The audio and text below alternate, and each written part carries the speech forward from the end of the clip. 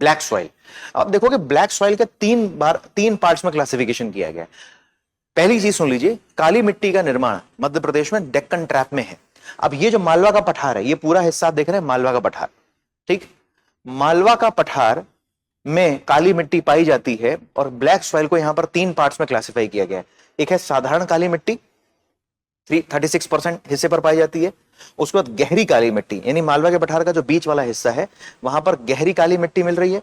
और सबसे जो दक्षिणी हिस्सा है वहां पर शैलो ब्लैक सॉइल, छिछली काली। शैलो क्यों, छिछलापन क्यों है, बहुत छिछला है। छिछला है इसका मतलब ये ढालदार भूमि है, ढालदार पहाड़ी क्षेत्र है। ये सतपुड़ा पर्वत की यहां पर छोटी छोटी हिल्स हैं, तो इन हिल्स में ब्लैक सॉइल का यहां पर डेवलपमेंट हुआ है, इसलिए शैलो ब्लैक सॉइल है।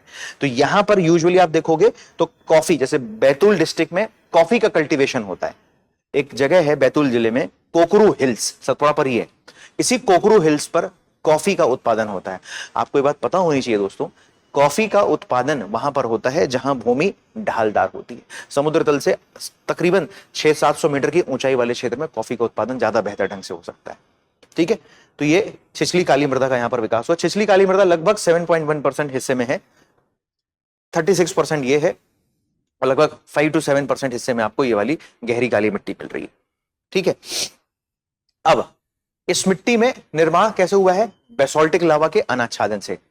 इस भूभाग पर वॉल्केनिक इरप्शन हुआ था, दरारी उद्भेदन हुआ था, यस और नो। और उस दरारी उद्भेदन से बेसोल्टिक लावा बाहर निकला, और उस बेसोल्टिक लावा के ठंडा होकर जम जाने के बाद उसका डेन्यूडेशन हुआ, अनाच्छादन हुआ, अपर्दन अपक्षय हुआ, और उससे फिर ब्लैक सॉइल बनी। ब्लैक सॉइल को रेगुर सॉइल भी कहते हैं, स्थानीय भाषा में नंबर 1 याद रखिएगा।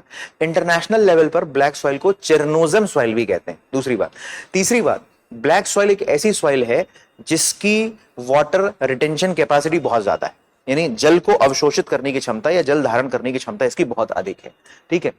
तो ध्यान रखना है, रेगोर चेरनोजम बोलते हैं उच्च जल धारण क्षमता है, और जब ये मिट्टी सूखती है तो इसमें क्रैक्स पड़ जाते हैं, दरार आ जाते हैं, तो आसानी से वायु का प्रवाह मिट्टी में आसानी से अंदर हो जाता है, जो मृदा को और अधिक उपजाऊ बनाता है। इसलिए इसको स्वतः जोत की मृदा, सेल्फ फ्लो सॉइल भी इसको कहते हैं।